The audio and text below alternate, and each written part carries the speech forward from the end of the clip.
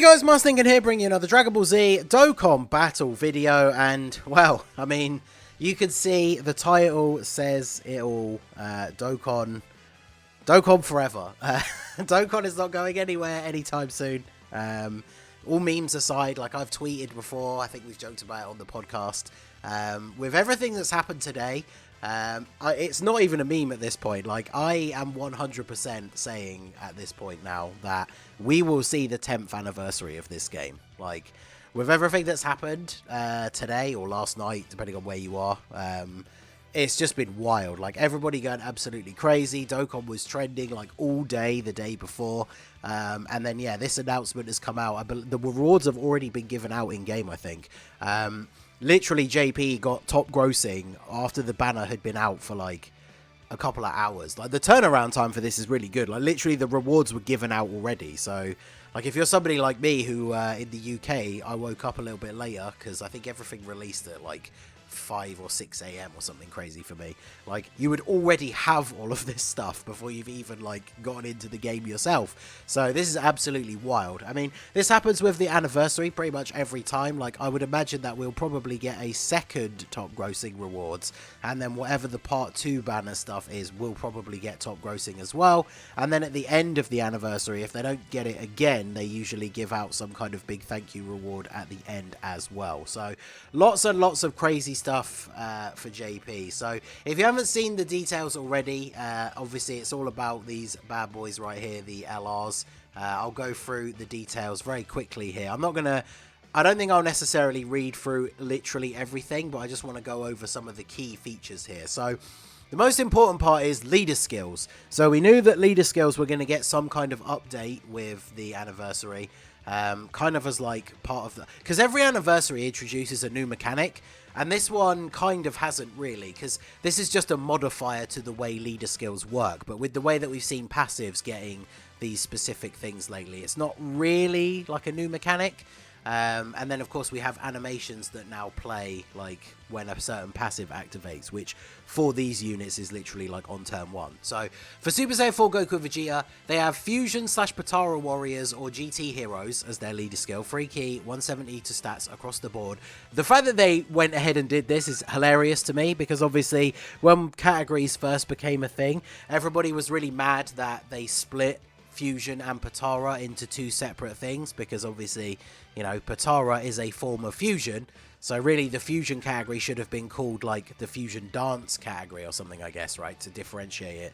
But now they just decided, whatever, we'll just put them all together. So Fusion / Potara Warriors is basically the Fusion category that everybody wanted it to be originally, and then you throw GT Heroes on top of that as well. So this team is absolutely nuts. And then yeah, for the extra bonus ability thing, extra HP attack and defense 30% for characters in the Kamehameha category. So what that means, I mean, Kamehameha, super common. So now, if you make a team of any Fusion or Potara or GT Heroes characters that are also on the Kamehameha category, then what we essentially have here is the first 200% leaders. So I've already seen people going crazy about units like STR Super Vegito, who obviously people still considered to be like top 3, maybe at worst top 5, depending on how you wanted to rate him. Like, people are already now saying that he's easily like the next best unit after these 2 new LRs, even over like UI Goku and stuff like that, because now he fits on this leader skill where he has a 200% leader skill boost. So absolutely insane, because obviously this extra 30%, it applies from both leaders, so he's getting an extra 60% to all of his stats based on the best team you could have run him on before the release of these units. So they raise attack and defense on super attack. So unless this is a mistranslation, this is an infinite stack, which is insane, right? Because a lot of the LRs, especially like yellow coin LRs, are like this, where even if they are decent defensively, they're not always the best for longer form events. And obviously we saw with the download celebration, Goku and Frieza both being infinite stackers. So this is pretty crazy, both stacking attack and defense on both supers, as well as doing a ton of damage. And then yeah, their passive skill, this activates the animation on first appearance. They get guard for 1 turn. So obviously in a long form event, that's nothing crazy on the first turn, but in Super Battle Road, something like this is going to be amazing, and it kind of makes up for the fact that obviously their super attacks are what make them super good for a long form event because they're infinitely stacking. And then in a short event like the God event or Super Battle Road, they obviously don't get as much chance to stack, but they're going to guard on turn 1. So that is pretty crazy. They also get an extra 77% attack and defense and get additional 1 key per orb obtained for 7 turns on top of their normal stats, which is attack and defense 120. They get extra key from key spheres, which is always a great thing for LRs. They get a chance to crit if they pick up rainbow orbs, so the more you get, more chance to crit. Additional super at 20 key and attacks effective against all types at 24 key, which is actually ridiculous. Like, turn 1 on Super Battle Road with these extra buffs that they're getting as well, like getting 24 key with them is not even going to be difficult. So guaranteed additional super attack, attacks effective against all types, both the super attacks are raising their attack and defense. Like, these are quite clearly the best units in the game. Like, they're absolutely ridiculous. And then of course their active skill is that they fuse into Super Saiyan 4 Gogeta. Literally you can just use it on turn 4 and that's it. There's no other restriction, so easily one of the best like restrictions for an active skill in the game. And then once you transform into Super Saiyan 4 Gogeta, he greatly raises attack and defense in 1 turn on his 12 key, greatly on his 12 key, and then massively on his 18 key, and does mega colossal damage, and nullifies enemy actions for 1 turn, which I think is, I don't know if that's the new way that they are, what they're calling stuns. Oh, I guess stun is always for 2 turns, isn't it? But it's kind of like a 1 turn stun, basically, which is insane, right? Again, like, obviously Super Battle Road, this would be turn 4, but like, guaranteed stun, massively raising attack and defense. And then, yeah, he has massive stats, gets extra key per orb, critical hit chance and damage reduction per rainbow orb, attacks effective against all types, medium chance to crit, high chance to perform an additional super, and then high chance to nullify enemy super attacks and counter with tremendous power. This is really important, the change in wording for this, because every other Super Saiyan 4 or like AGL Caulifla, it says chance to dodge enemy super attacks and counter with tremendous power. And so what that has always meant is that in the final stage of like the Goku event or either of them or the Vegeta event, because dodge is disabled, it means those characters were not able to counter super attacks.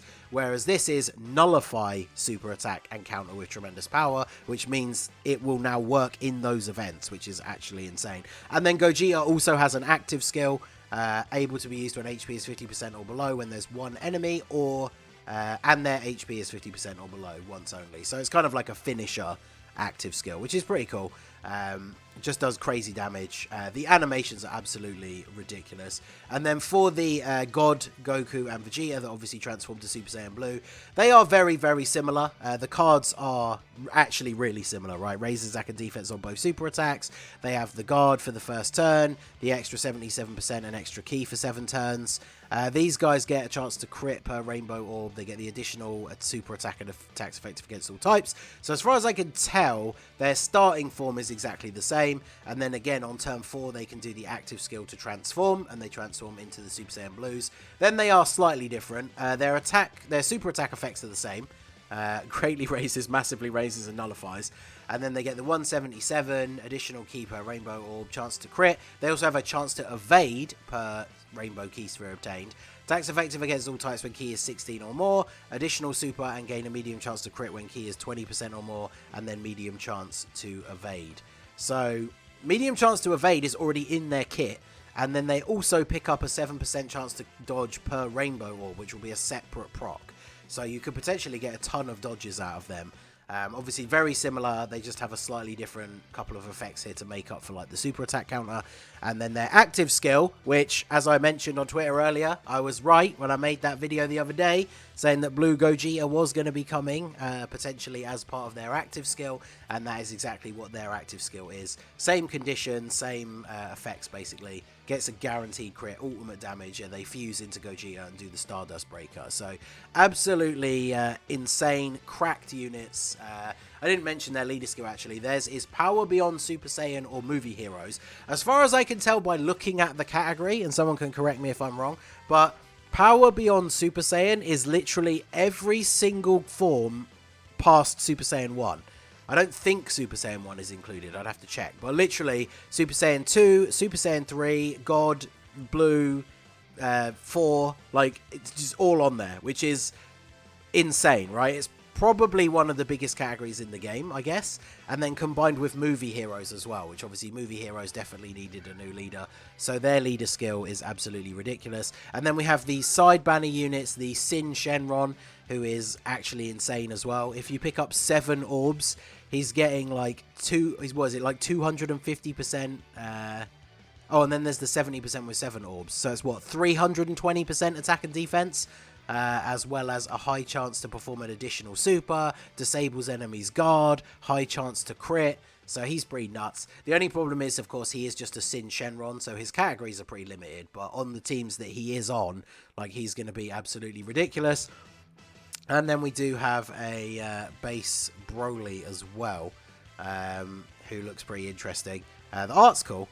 And he is a big attacker stats at the start of the turn, additional attacker defense on super, disables guard with 2 orbs, additional super with 6 orbs, attacks effective against all types when the enemy is 80% or less HP, and then he recovers 26% HP at the end of the turn if he lands a killing blow on an enemy. So it's something like Super Battle Road, like movie bosses for example, definitely very, very useful. Finish off an enemy with him, get a nice little heal. Raise attack and defense for 1 turn on super, so obviously if he's double supering, like, his stats are already going to be pretty insane, right? Like 260 when he supers, and then he's also getting the attack and defense raise effect as well, and he has very good links obviously for a Saiyan who's not a Super Saiyan, because he has shocking speed and prepared for battle. He does have Berserker, which is unfortunate, but is a very typical Broly thing. So yeah, these new units are absolutely ridiculous. The banners are obviously really good. Dokkan is just absolutely feasting right now. Obviously this is the you guys know with the way I meme around on Twitter and stuff, like, I am a, you know, I'm a global main. I'm a proud global main. I try and stick up for global. I will call them out when they do weird things, but, you know, I try and be proud of being a global main. But this is the one time of the year where you know, the regret is definitely there, seeing all of this crazy stuff going on JP, and knowing that these banners are not going to come to global for like 5 months. So if you are a global player, 100% you should be saving for these units now, unless you are somebody who spends a decent amount on the game. Like, the androids come out tomorrow or the day after, depending on where you are and what day it actually is for you right now, and they are very good, but they're very limited. They're only on like a few teams. You know, after that we'll get Trunks, who is also very good. He's on a lot more teams, but I feel like there's not a lot of teams where you need him, right, to run that team effectively. And then after that, I guess the biggest challenge is the Dual Dokkan Fest for the Super Saiyan 2 Goku and Kid Buu. Those are both ridiculously good units that are considered like top 3 TURs. And then, of course, we will have Saiyan Day, Golden Week potentially at the same time as JP before the anniversary. So there's going to be a lot of things along the way to tempt you. But, like, these 2 new units are quite easily the 2 best units in the game in an absolutely ridiculously overpowered fashion. The one thing that I am actually kind of, if I had to nitpick and give like one potential negative, like, there is no content in the game that can stand up to these units and their teams now with like a 200% leader skill, because I watched the videos from like Truth and Minato and everybody on that Red Zone event that came out, and it doesn't seem like it's that difficult with the stuff that we already had in the game already anyway. So I'll be interested to see what kind of content releases after this, because these 2 units and their teams are just going to absolutely destroy everything that's available in the game right now. So you guys will have to let me know what you think down below. Did you summon? Hopefully your summons went well. If you did, let me know how they got on and what you think of these units in the comment section. And if you are a global player, let me know your thoughts. And are you planning to save everything now for these guys? Let me know all of that down below in the comment section. So that is going to be it for the video, guys. This has been the Master Ningen. Smash that like button, subscribe to the channel if you are new. Check out the links down below for the Discord and the merch store, and I will see you all again soon. Have a good one.